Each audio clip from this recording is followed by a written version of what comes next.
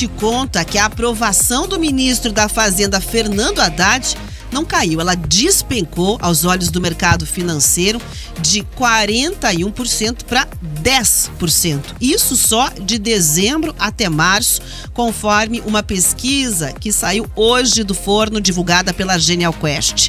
A primeira rodada de 2025 desse levantamento, que se chama O que pensa o mercado financeiro, foi feita entre 12 e 17 de março, por meio de entrevistas online com 106 fundos de investimentos que ficam sediados em São Paulo e também no Rio de Janeiro. E segundo essa pesquisa, a avaliação de Fernando Haddad é negativa para 58% dos entrevistados. 32% analisam como regular.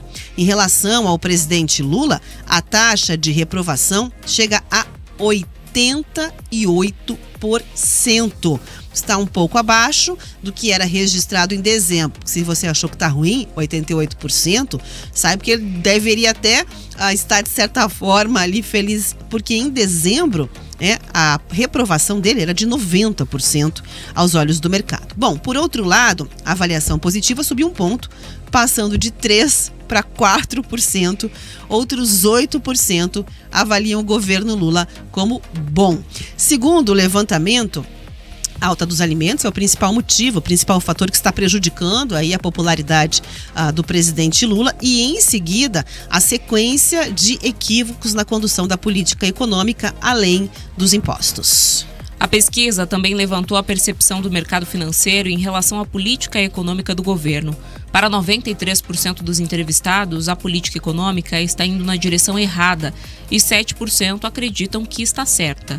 Quando perguntados sobre o futuro da economia brasileira, 83% acreditam que deve piorar nos próximos 12 meses. Em dezembro, esse índice era de 88%. Já 4% acreditam que deve melhorar e 14% que deve ficar como está. Para 2025, 58% apontam que pode haver uma recessão e 82% dizem que a inflação vai terminar o ano maior do que em 2024. Para 90% dos entrevistados, a redução das tarifas de importação não vai baixar os preços dos alimentos, contra 8% que acreditam na eficácia da medida. Quem está na live conosco consegue acompanhar os gráficos que mostram aí o detalhamento de cada um dos pontos apontados pela pesquisa, que eu lembro também aponta que para 98% dos entrevistados, a reforma ministerial não vai resolver o problema da governabilidade e 90% acreditam que a escolha de Gleisi Hoffmann para a Secretaria de Relações Institucionais foi um erro.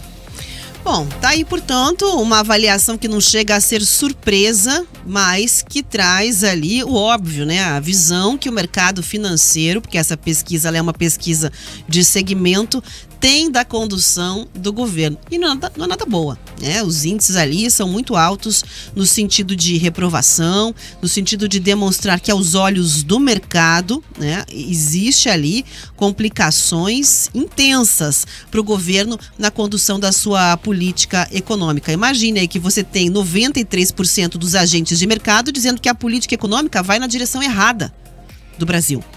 Então, não é um volume onde você tem, por exemplo, uma divergência. É quase uma unanimidade quando você pega esse recorte, né? Tudo bem, tem fundos de investimento, 106, que foram ouvidos em Rio e São Paulo, mas a gente sabe que é onde existe a movimentação em torno do mercado financeiro. E quando a gente fala mercado financeiro, parece que é uma instituição, né? O mercado. Quem é que foi ouvido nessa pesquisa, ouvinte da Jovem Pan News? Vou contar para você que está no carro, no dial.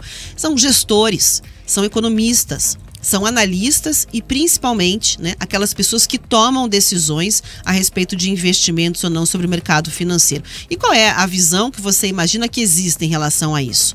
Quando você compara Lula com 92% de avaliação por sendo responsável pela política econômica ruim, né, fica claro que nem o ministro Fernando Haddad acaba tendo essa responsabilização, porque a avaliação da responsabilidade dele em torno do que vem acontecendo no Brasil é de 5%, o Congresso 2% e o Banco Central 1%.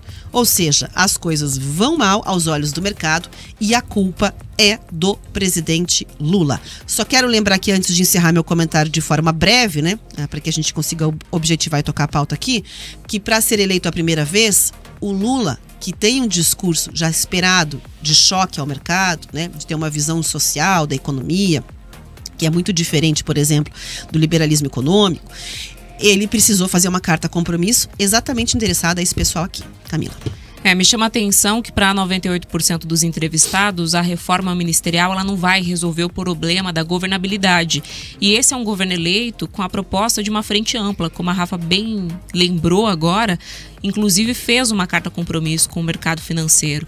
O governo de fato começou repartindo ali os ministérios com uma série de partidos inclusive do Centrão, mas diante da dificuldade que enfrenta dentro do Congresso, apesar desse fatiamento do governo, a gente bem sabe que hoje o Congresso tem emendas que são impositivas, então esse poder de barganha do governo com relação a essas emendas, a liberação de recursos, acabou se reduzindo muito ao longo desses últimos anos, acaba, nesse momento, na metade aí da gestão, indicando que vai para um outro caminho. Ao invés de tentar ampliar essa discussão, esse debate, essa participação da frente ampla, tenta cada vez mais se centralizar no que é o Partido dos Trabalhadores.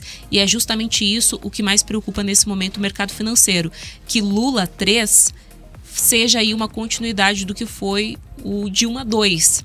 Essa é a maior preocupação nesse momento. E o que preocupa também é a falta de entendimento do governo desse cenário atual que se tem hoje no Brasil. Eu vi uma análise de um economista que fez muito sentido. O governo se atenta muito aos tracks internos que demonstram que, na verdade, eles estão indo bem.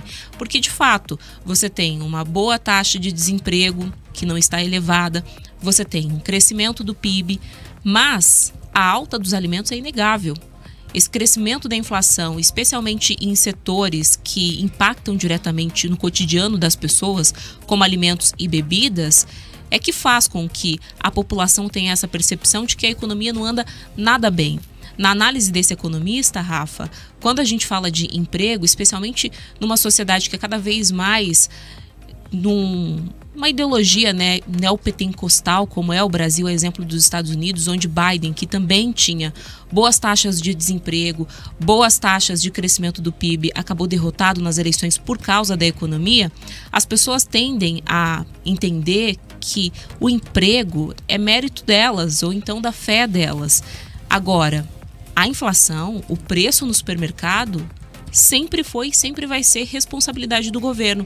E esse deveria ser o foco. E o que a gente vê é que Lula 3 tem adotado medidas para combater a inflação que geram mais inflação. A gente está vendo o Banco Central agora com Galípolo, que é um indicado por Lula, a gente pode dizer assim, aumentando cada vez mais a taxa de juros. Para quê? Para controlar a inflação. E o governo, em contrapartida, está liberando recursos na economia, mantendo a economia aquecida, que é o oposto do que quer o Banco Central para fazer esse controle, que é com liberação de recursos do FGTS, que é com uma nova possibilidade de você fazer um financiamento consignado, né, um empréstimo consignado, mesmo sendo CLT, um empregado que não é aí do setor público.